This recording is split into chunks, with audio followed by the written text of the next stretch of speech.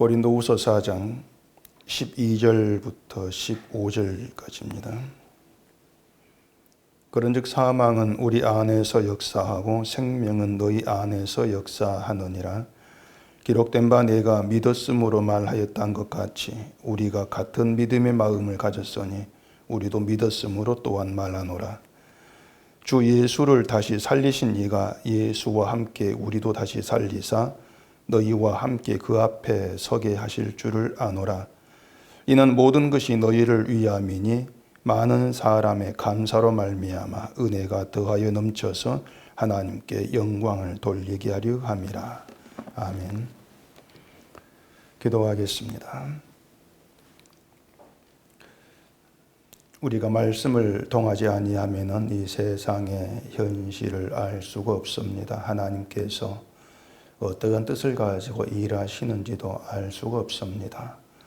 오늘 이 시간 주의 말씀을 들으면서 우리 현실을 주의 말씀 안에서 보게 하시옵시고 믿음으로 사는 것이 어떠한 것인가를 이 시간 새롭게 세워나가는 복된 시간 되게 해주시옵소서.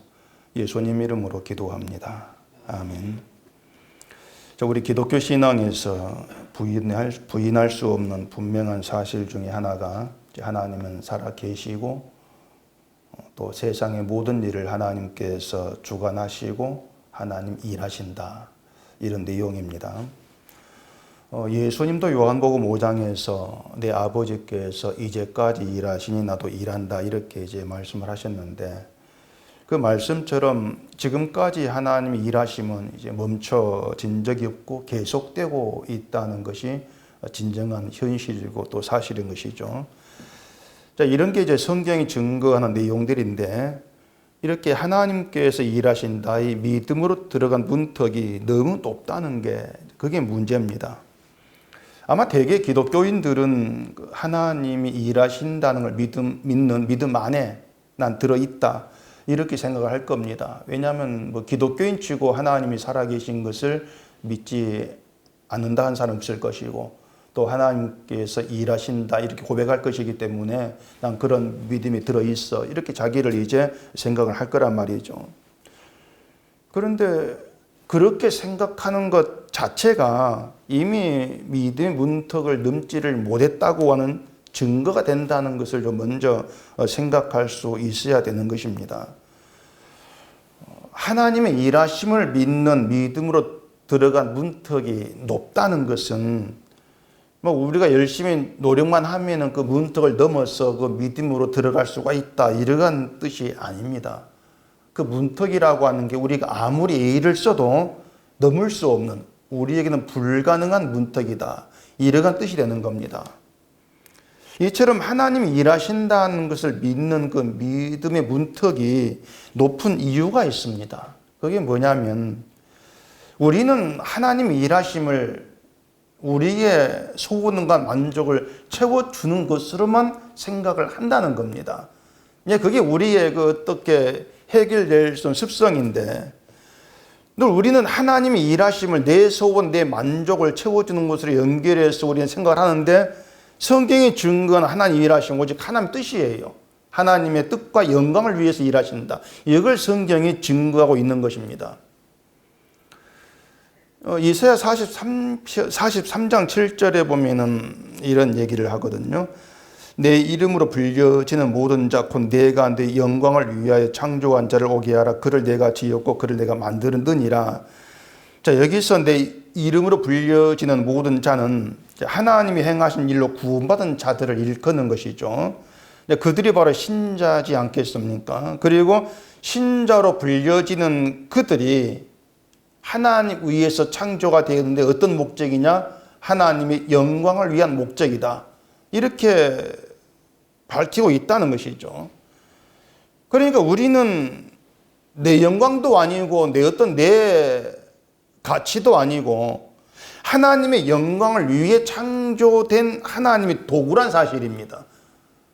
그래서 바울도 고린도전서에서 먹든지 마시든 무엇합니다. 하나님의 영광을 위해 살아 이렇게 말씀을 한 거죠. 그게 지음받은 신자의 본분이라는 겁니다. 우리 할 일이고 근데 우린 자꾸 하나님을 내 소원과 내 만족을 채워주시는 그런 분으로만 자꾸 알려고 하고, 또 그렇게만 알고 있고, 또 하나님이 일하시는 것도 자꾸 나를 위한 것으로만 그렇게 받아들이고 생각을 하는 것, 이것이 믿음의 문턱을 넘지를 못하는 우리의 중대한 착오다, 이렇게 생각하시면 되는 겁니다.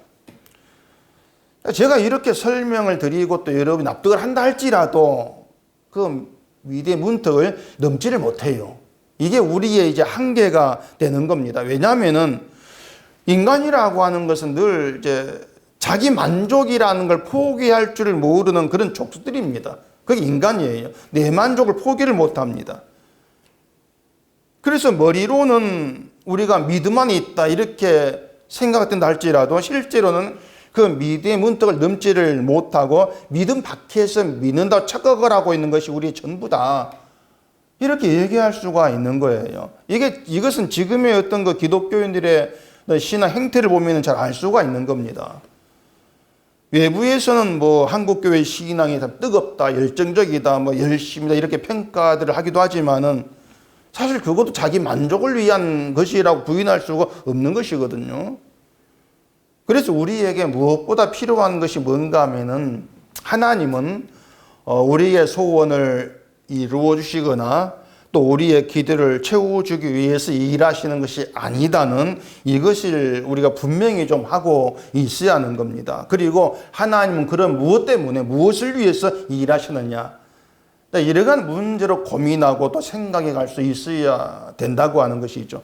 그렇지 않으면 우리는 그 하나님이 일하신다는 믿음이 오히려 어떤 갈등과 혼란을 초래하는 그런 원인이 될 수밖에 없는 거예요. 하나님이 일하시는데 왜 이런 일이 있는가, 그런 혼란, 갈등, 늘 이게 자리할 수밖에 없는 것이죠. 반대로 세상에서 되어지는 모든 일들을 그냥 우연히 발생한 사건, 이렇게 보면 사실 혼란스러울 것도 없는 겁니다. 지금 우리가 겪고 있는 그 뭐 코로나 그 사태도 그냥 우연히 발생한 어떤 그런 사건, 사태 이렇게 보고 하나님께 도와달라고 기도하고 또 하나님 우리 기도를 들으시고 뭐 그 바이러스를 모두가 다 물러가게 하시는 것, 이러한 것을 하는 일하신 것 이렇게 믿는 것이라면은 사실 혼란스러울 것도 없는 것이죠. 우연히 발생한 환난, 고통만 우리를 하나님께서 도우심으로 고통에서 건져내신다, 이게 하나님께 일하시는 것이다, 이렇게만 믿는다면은 헷갈릴 것도 없는 것이고 갈등할 이유도 전혀 없는 거예요. 근데 세상에서 겪게 된 모든 일들을 하나님이 하시는 일, 그 틀 안에 놓고 생각하게 되면은 우린 딜레마에 빠질 수밖에 없는 겁니다. 그러니까 이런 일을 두고 이걸 하나님이 일하심이라고 말하기도 곤란하고 아니라고 하기도 곤란한 그런 입장이 되어버린다는 얘기죠. 지금 사태와 똑같이. 그러니까 이 코로나 이 사태도 하나님이 일하십니다, 그 안에 놓고 말한다는 게 사실 곤란해지는 거예요. 너무 힘드니까. 근데 이걸 또 하나님 일하신 거 떼어놔가지고 하나님 일하신 거 무관한 거예요. 이것은 이렇게 말하기도 곤란해지는 것이죠. 하나님 일하신 것이다 하면은 그게 무슨 사랑의 하나님이냐, 이런 핀잔 받을 것이 뻔한 것이고, 하나님이 일하시면 아니다 이렇게 하면은 그럼 세상 모든 일이 하나님이 다스림 아래 있다는 이것과 또 부딪히는 그런 결과가 되기 때문에 이럴 수도 없고 저럴 수도 없는 그런 입장이 되어버린다는 얘기죠. 그래서 우리가 어떤 어려운 일이 있을 때에 뭐 무조건 도와달라고만 기도하는 것은 그 어려움이라는 것도 하나님이 일하심 많이 있다는 것을 생각지 않고 있는 겁니다. 그렇기 때문에 무조건 도와달라는 이런 어떤 기도만 하게 되어지는 것이죠.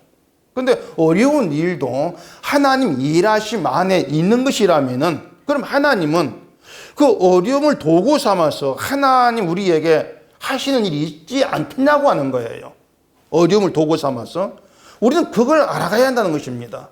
무조건 도와달라 이것이 아니고 어려움까지 도구로 삼아가지고 하나님 내게 일하시는 것이 뭡니까? 또 내게 이루고자 하시는 일이 뭡니까? 이걸 우리가 물어가야 하는 것이죠.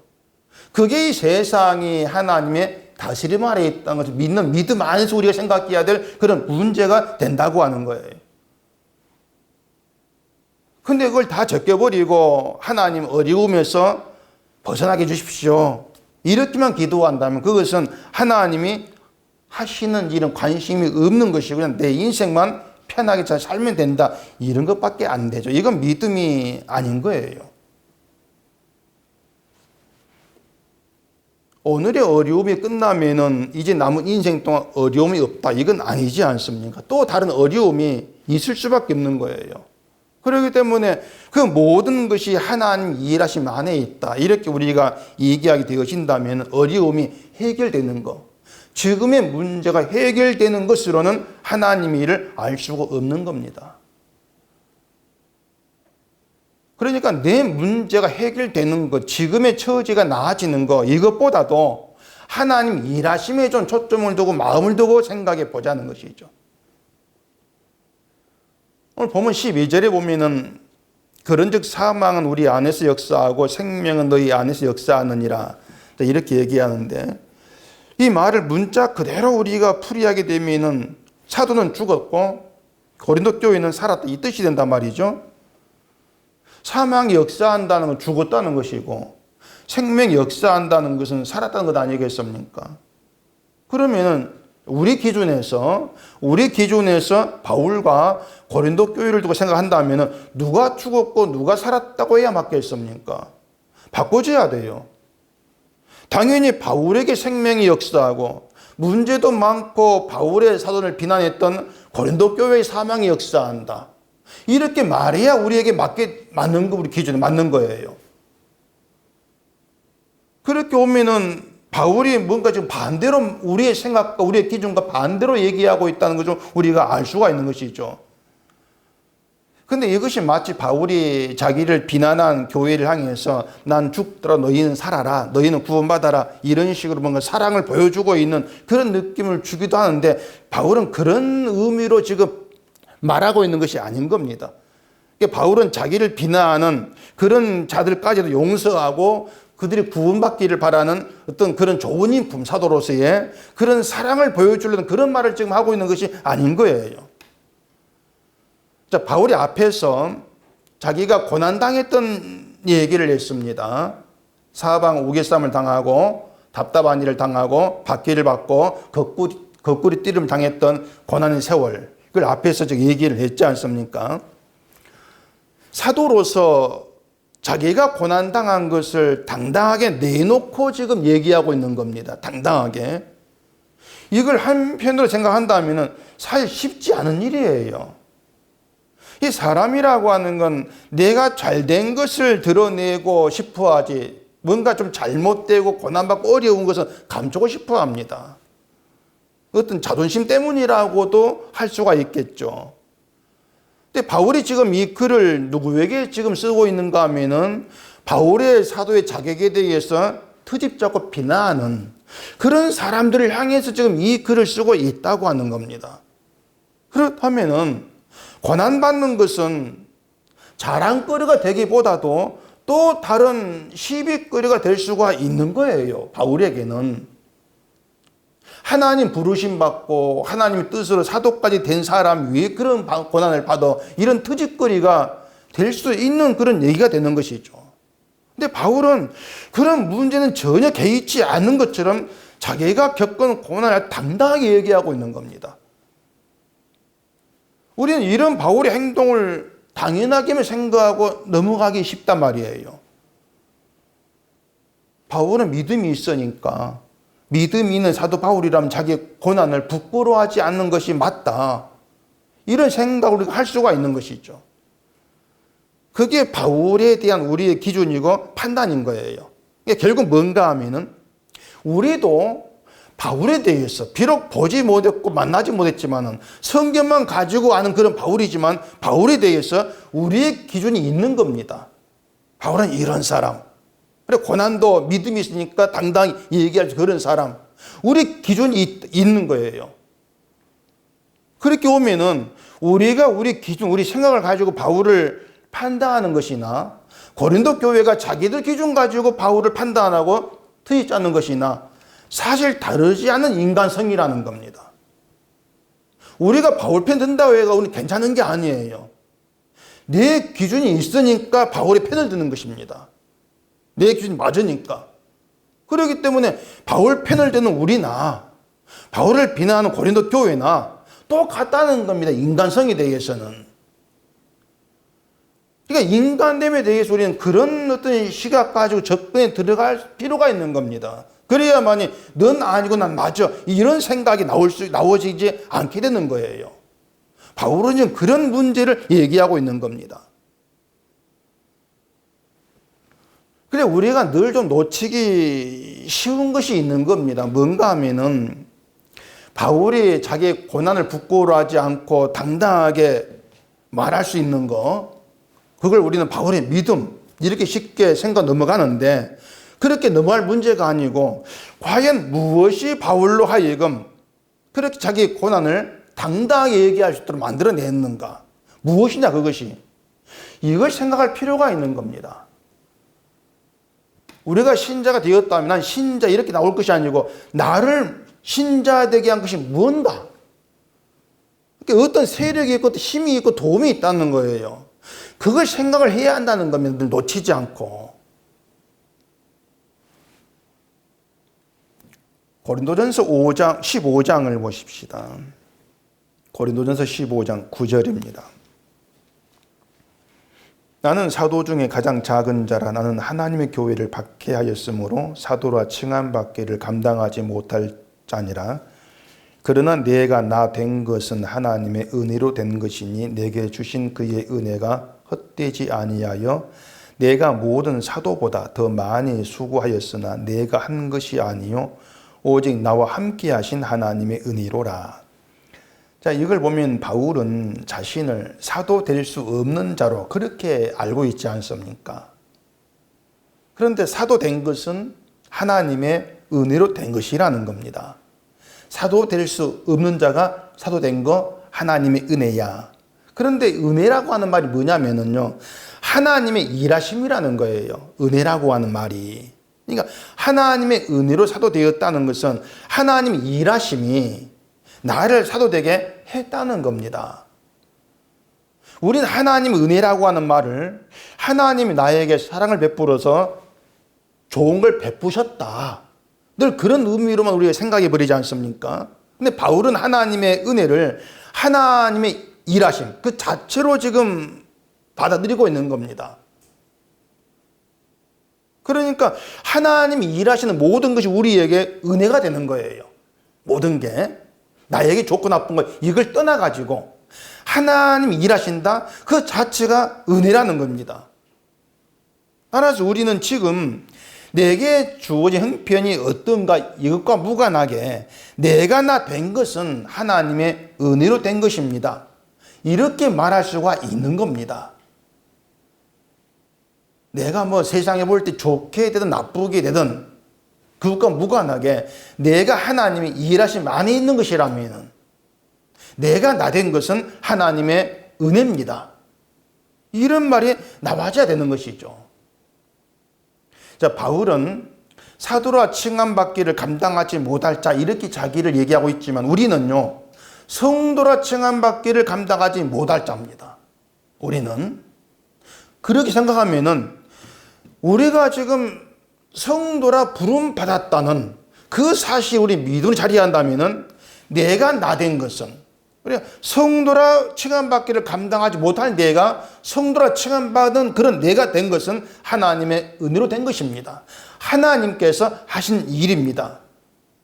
이렇게 우리 확실하게 다가오게 되어지는 것이죠. 다시 말해서 하나님의 일하심 의해서 성도 될 수 없는 내가 성도 되었다고 하는 겁니다. 이 은혜는 어떤 형편과 환경에서 빛을 발하는 겁니다. 성도 되게 하신 하나님 일하심, 그 은혜라고 하는 것은 어떤 처지에서도 어떤 환경에서 빛을 발하고 있는 것이죠. 이걸 생각해 본다면은 사방으로 우겨쌈을 당하는 고난에서도 바울은 사도라 칭함받기를 감당하지 못할 자신을 사도로 부르신 하나님 은혜가 더 귀한 거예요. 우겨쌈을 당하는 그런 고난에서라도. 이처럼 하나님의 은혜가 무엇보다 귀한 것이었기 때문에 그 은혜 안에서는 자기 체면이나 자기 자존심 이런 것은 생각할 가치도 없는 아무것도 아닌 것이었습니다. 바울에게. 이런 바울의 심정이 12절에 담겨 있는 거예요. 사망은 우리 안에 역사한다. 바울이 그랬지 않습니까? 우리라고 하는 것은 바울과 같이 활동하고 있었던 디모데를 포함해서 하는 말인데, 넓게 생각하면은 이제 바울처럼 복음 안에 있는 모든 자, 복음을 전한 사도들을 포함해서 하는 말이라고 할 수가 있겠죠. 자, 바울에게 사망이 역사한다면 바울은 죽은 자란 뜻입니다. 사망이라니까 죽은 자겠죠. 그리고 생명이 역사한다는 것은 살았다는 뜻입니다. 바울이 이렇게 사망과 생명이라는 말을 하고 있는 것은 인간을 죽은 자와 산 자로 생각했을 때에 과연 소중하고 가치 있는 것이 뭐냐? 그 문제를 지금 바울이 말하고 싶어 하는 것이에요. 자, 사망 역사는 죽은 자입니다. 그렇게 죽은 자로 봤을 때에 세상에 가치 여기고 있는 육신의 조건들이 무슨 의미가 있냐고 하는 것이에요. 가령 바울의 말이 어눌하다, 트집을 잡았습니다. 그럼 죽은 자에게 말이 어눌하다, 말을 못해? 이게 아무 의미가 없는 거예요. 죽은 자에게는. 죽은 자를 향해서 당신은 말이 어눌해, 따지는 건 바보 같은 짓이란 말입니다. 그래서 바울이 사망은 우리 안에 역사한다 이렇게 말하는 것은 고린도 교회가 따지는 어떤 사도의 조건이나 자질이라고 하는 것들은 사망 역사한 죽은 자인 우리에게는 아무 의미가 없는 거야. 그걸 가르치고 있는 겁니다. 그렇게 보면 바울이 자기를 비난하는 사람들에게 생명은 너희에 역사한다 이렇게 말한 뜻도 우리가 알 수가 있죠. 사망이 역사한다는 것은 바울에게만 아니고 모든 인간에게 해당된 말이에요. 모든 인간에게 사망이 역사합니다. 사망이 속한 데 살고 있죠. 그런 인간에게 생명이 역사함으로써 산 자가 되었습니다. 그러면은 가장 존귀한 거, 귀한 게 뭐겠습니까? 당연히 산 자가 되어서 생명이죠. 생명이 역사한 자에게 가장 귀한 것, 존귀한 것, 생명이에요. 사망에 속한 자에게 생명이 담긴 거죠. 보배를 질그릇에 가져게 된 것이란 말입니다. 때문에 생명이 역사한 자에게도 역시 세상 조건은 아무 가치가 없는 게 돼요. 생명만 소중한 보배로 자리하는 것이죠. 그래서 사망이 역사하든 생명이 역사하든 결론은 예수 그리스도가 나의 보배. 이렇게 나와져야 하는 것이 맞다는 거죠. 바울은 그 얘기를 하고 있는 거예요. 나에게 사망이 역사하고 너에게 생명이 역사한데 왜 자꾸 육신의 조건을 가지고 날 따지고 듣느냐? 왜 자꾸 그걸 바라보고 있느냐? 너에게 존귀한 것은 예수 그리스도 생명이야, 보배야. 그 얘기를 하고 있는 것이죠. 이것이 우리에게 흔들리지 않는 믿음으로 자리한다면은 어떤 환경에서도 예수가 감사가 된단 말입니다. 오늘 본문이 이런 내용을 담고 있는 거예요. 또 13절 보십시다. 기록된 바 내가 믿었음으로 말하였던 것 같이 우리가 같은 믿음의 마음을 가졌으니 우리도 믿었음으로 또한 말하노라. 자, 기록된 바 이렇게 얘기하고 있는 것은 성경에 이미 기록된 것을 바울이 인용해서 말한다. 그런 뜻이죠. 이것이 시편 116편을 인용한 거예요. 그 116편을 보십시다. 시편 116편 10절입니다. 내가 크게 고통을 당하였다고 말할 때에도 나는 믿었도다. 자, 바울이 이 구절을 인용해서 지금 얘기를 하고 있는데 이건 뭐 단지 이 한 구절만 딱 빼내가지고 인용하고 있는 것이 아니고요. 시편의 이 한 구절에 담긴 그 의미를 인용하고 있는 겁니다. 의미를. 그 글자만 인용하는 것이 아니고 의미를 인용하고 있는 거예요. 그렇기 때문에 이 116편이 어떤 내용인지부터 우리가 알아야 됩니다. 그래야 바울이 인용한 의미를 알겠죠. 그 116편 1절부터 보십시다. 여호와께서 내 음성과 내 간구를 들으심으로 내가 그를 사랑하는도다. 그의 귀를 내게 기울이셨으므로 내가 평생에 기도하리로다. 사망의 줄이 나를 두르고 수월의 고통이 내게 이름으로 내가 환난과 슬픔을 만났을 때에 내가 여호와의 이름으로 기도하기를 여호와여 주께 구하노니 내 영혼을 건지소서 하였도다. 3절을 보면 이 시편 저자가 고난 가운데 있다는 걸 알 수가 있습니다.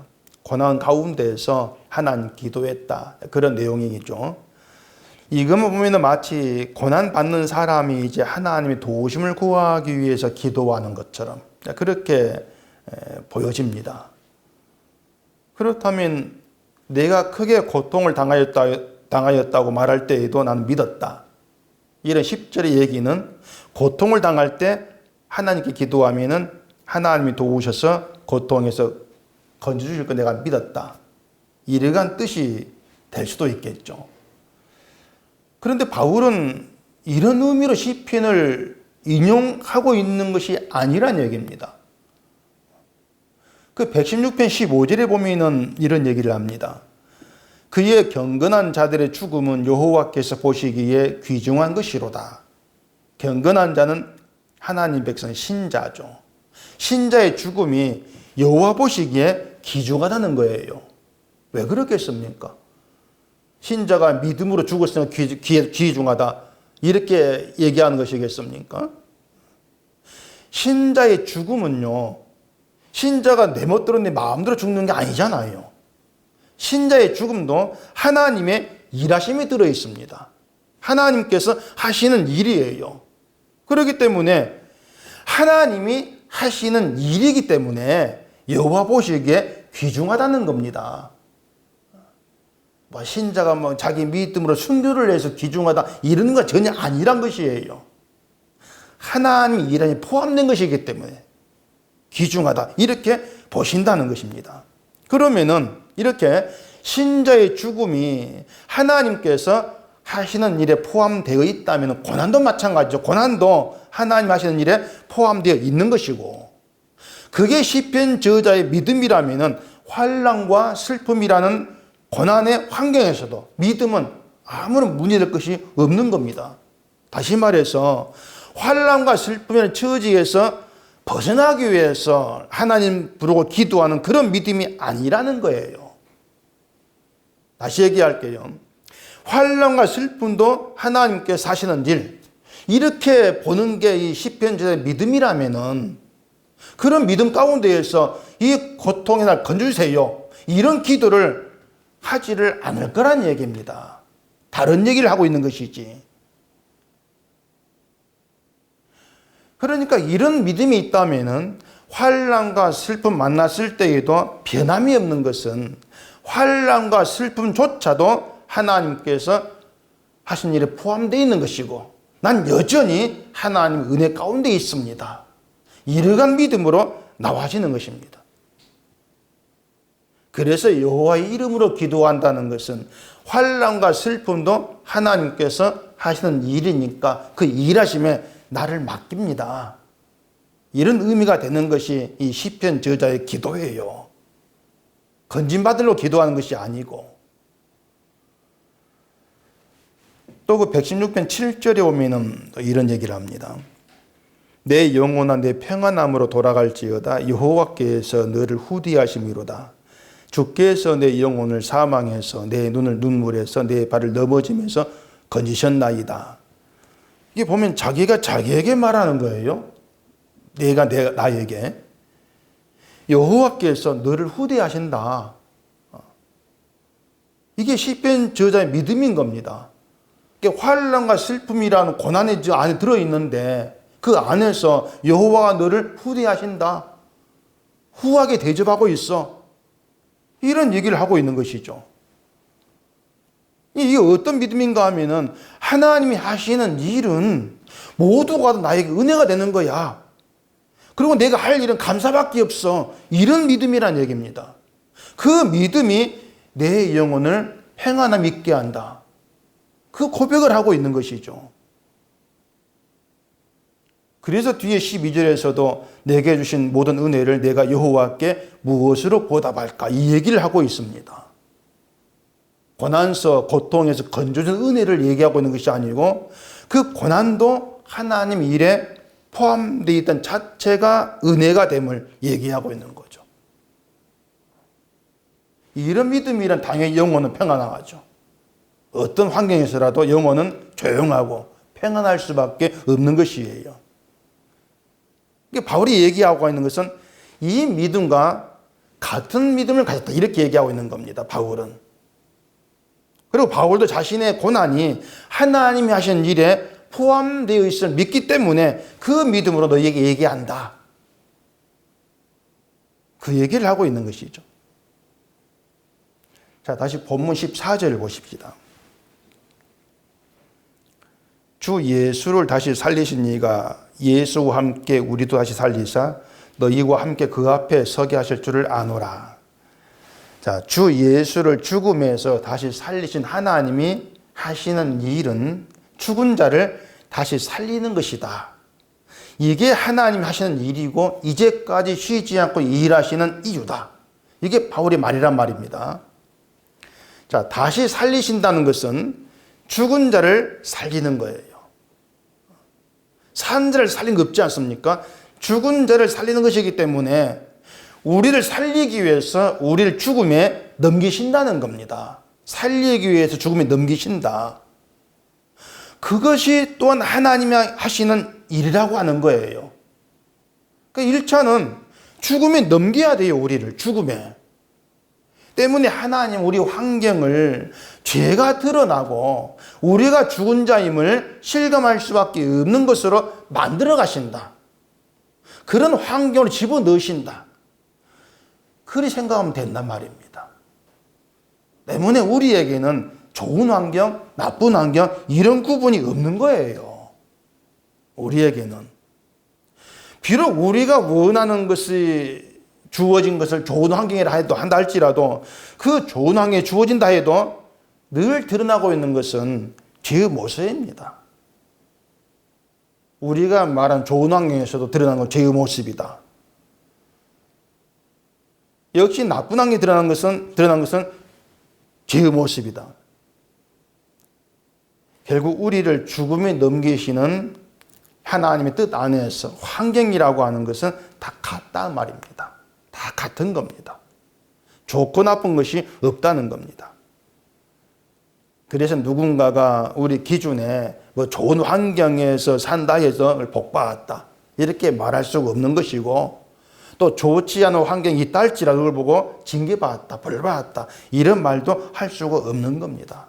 바울은 바로 이 믿음을 가지고 자기 고난을 얘기하고 있는 거예요.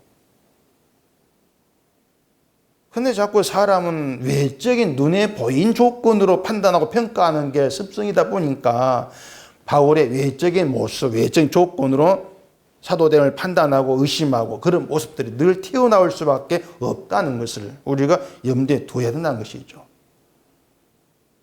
이걸 생각한다면 우리가 깊이 절감하고 고백할 수밖에 없는 것은 우리는 늘 죄 가운데 살았습니다.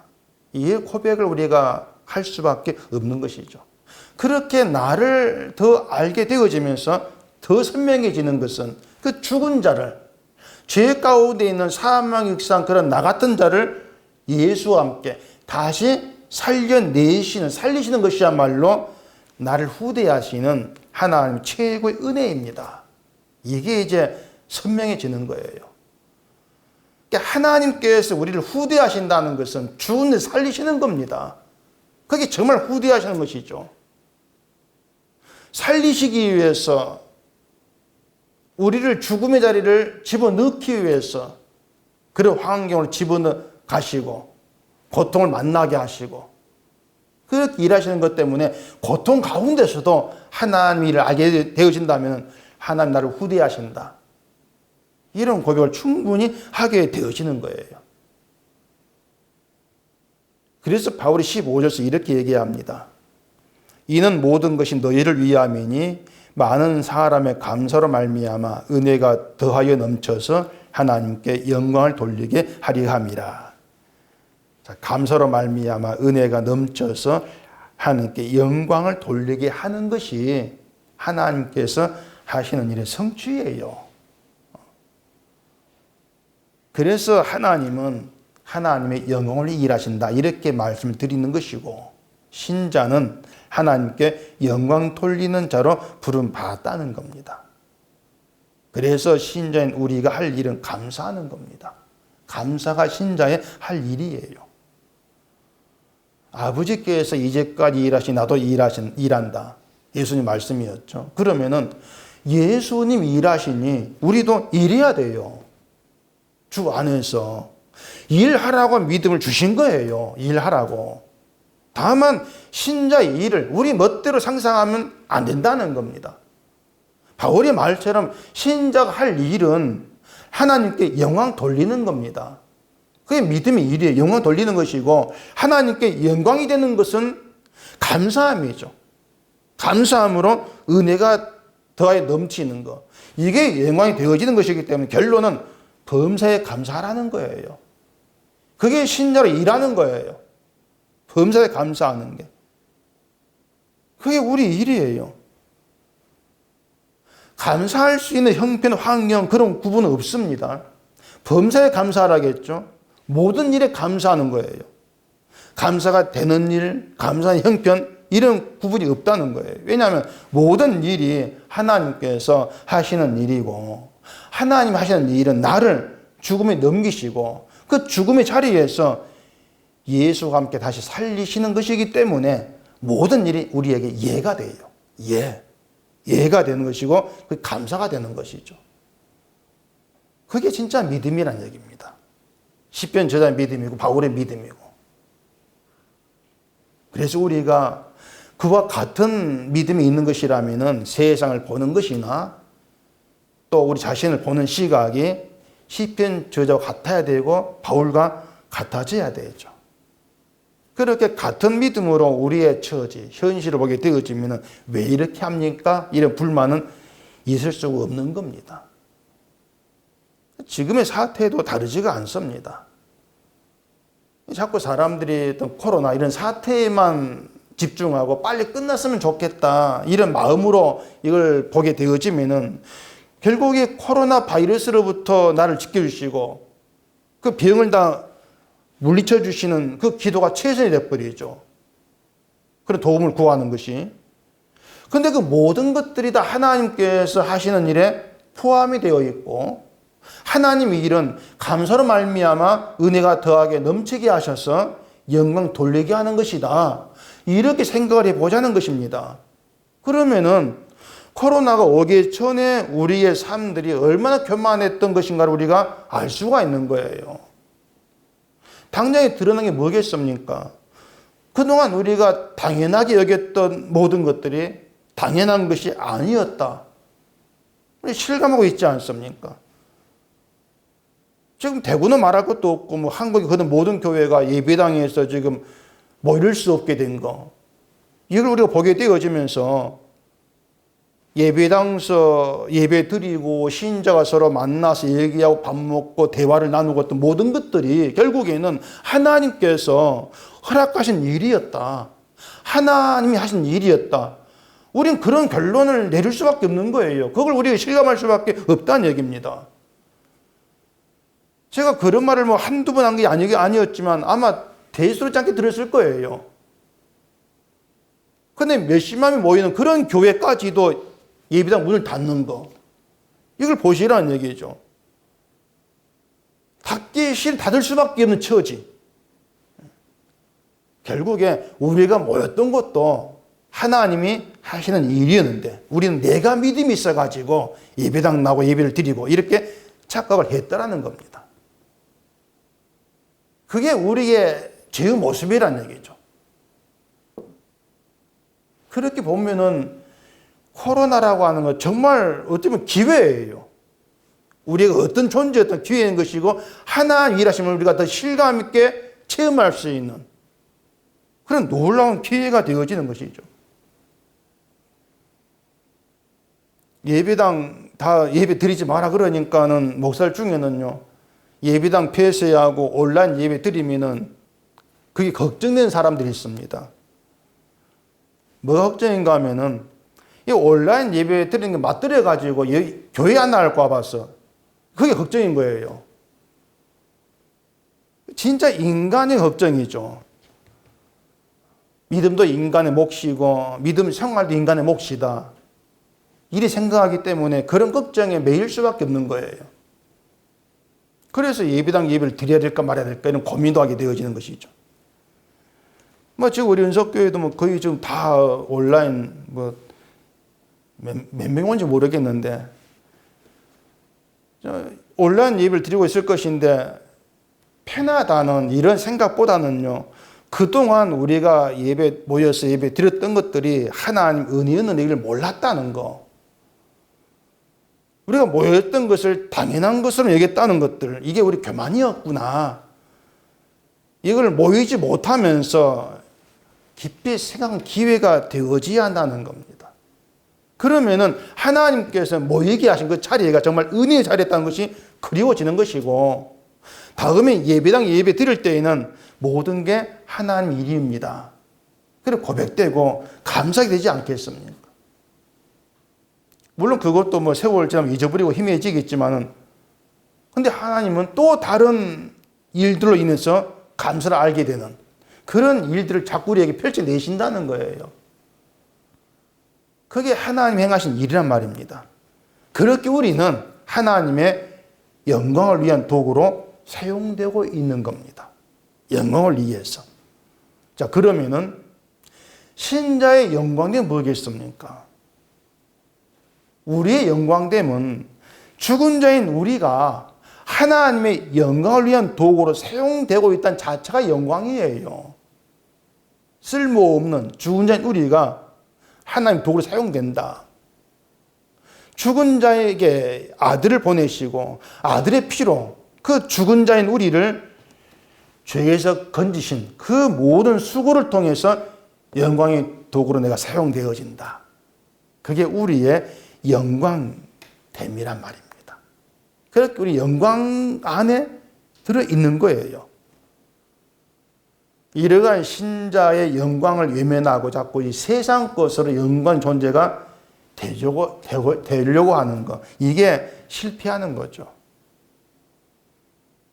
그래서 우리에게 믿음의 성공은 간단합니다. 하나님께서 일하신다. 우린 그 일하심에 포함되어 있다. 그게 믿음의 성공이에요. 우리가 사나 죽으나 하나님의 일에 포함되어 있다고 있는 이 사실이 우리의 믿음이 되어진다면 영혼은 평안합니다. 어떠한 사태 속에서도 평안할 수가 있는 것. 그게 바울의 믿음이었고 시편 저자의 믿음이었던 것이죠.